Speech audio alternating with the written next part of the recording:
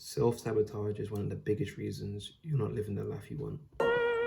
Most of this self-sabotage takes place in the mind. Your mind will tell you things like, I can't learn now, it's too late. I'm just not good at that. I tried before and it didn't work, so I don't think it's for me. What if I try it and it just doesn't work out? I'm just too shy to do it. I'm just a quiet person, so I can't really make friends. I'm just gonna go home and get high and play some video games. If it sounds like you or something that you would think, it is very likely you have something that's called a fixed mindset. But don't worry, because in this video, I'm gonna share with you how to change that mindset for good. Someone with a fixed mindset is described as someone who believes that their intelligence, talents, and personalities are fixed traits that cannot grow. They believe we are born with a certain level of ability or special skills, and we are unable to improve our level abilities over time. You might actually believe this a lot more than you'd like to admit. And I can't really blame you, to be honest, because for a long time, I thought like that as well. I would tell myself that I couldn't do things, and guess what? It worked, because I just wouldn't do them. Stupid. I would stop myself from doing things simply because I would convince myself that I couldn't do them to begin with. I was just so embarrassed to make mistakes in life, so I wouldn't do anything that was really out of my comfort zone. And that would just lead me to, just spending a lot of time just playing video games to numb myself, really. Loser. Okay, so I'm going to show you a very cringy post I made on Facebook. So, as you know, it was quite a long time ago.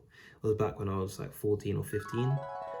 And I'm only showing you it because I think it's like a really good example of just like the mindset I was in for so long, the kind of mindset I was trapped in, if anything. Bruh, look at this dude.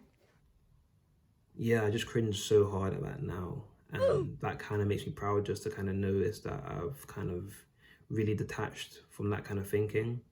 I would tell young Pierce or any other young person that there's nothing wrong with failing. Like, failing is literally just an opportunity to learn. I know that's like, you've probably heard that before. You probably think it's a bit cringy, but it's actually true. Like, you don't learn anything from not trying things. Like, it sounds pretty simple, but like, you only learn from having experiences. Not all of those experiences are going to be positive ones. You kind of need to, burn your hand on the stove to know that it's hot. Stupid. Okay, so let me tell you why it's most likely that you have a fixed mindset as well.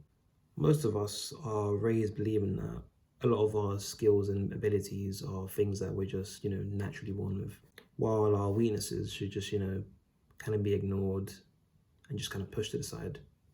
And the school system actually doubles down on this kind of thought process, because this whole idea of being put into sets based on test results, it enforces the idea that some kids are just smarter than others. There's smart kids and dumb kids. And these kids are labeled the dumb kids, the bottom set kids. We all used to laugh at them when we were in school, but it's pretty fucked up. Like, they aren't really given any resources to succeed. Like, they're put in the worst classrooms with like the worst resources. Like, you'd sometimes go into a bottom set class and like they would still be using like the old kind of notebooks and the old kind of like technology, and I'd be thinking, wow, this is kind of fucked. Like, they'd be given shitty teachers, substitute teachers a lot as well. And they just don't, they're not really pushed to thrive or to really try and get better. They kind of just, you guys are the bottom set kids, so just kind of stay in your place almost. What schools need to adopt, and all of us really need to adopt, is a growth mindset. People with a growth mindset are people that believe that intelligence, creativity, as well as things like love and friendships can be grown and cultivated with practice and time. They are also less likely to be discouraged by failure because they reframe challenges as learning opportunities. This allows them to feel happy and content. Okay, now this mental switch is key to getting your life together. Simply believe that you are capable of anything you want to do. Well, that is only if you're willing to put in the time and effort to get there.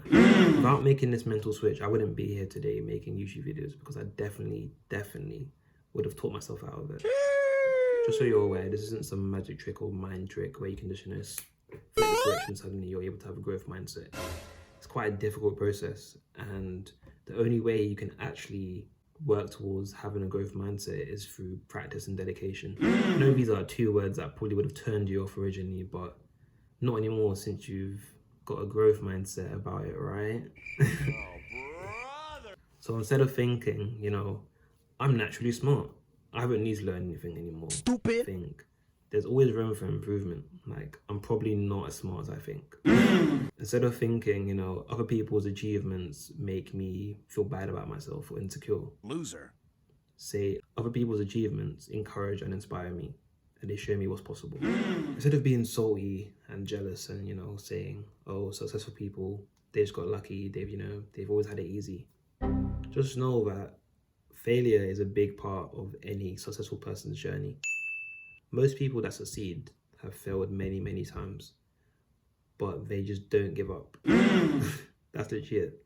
So the next time you come up against a challenge, instead of thinking, oh, I can't do this, it's too hard, just challenge yourself and think, this will be a challenge, but I know that with enough effort, dedication, and time, I can achieve it. Yes, sir. This nigga spitting. This mental switch is exactly what separates people who quit after the first sign of resistance and those that actually learn from their mistakes and use their failures to motivate themselves. Alright, so basically, instead of just surviving, why not try thriving?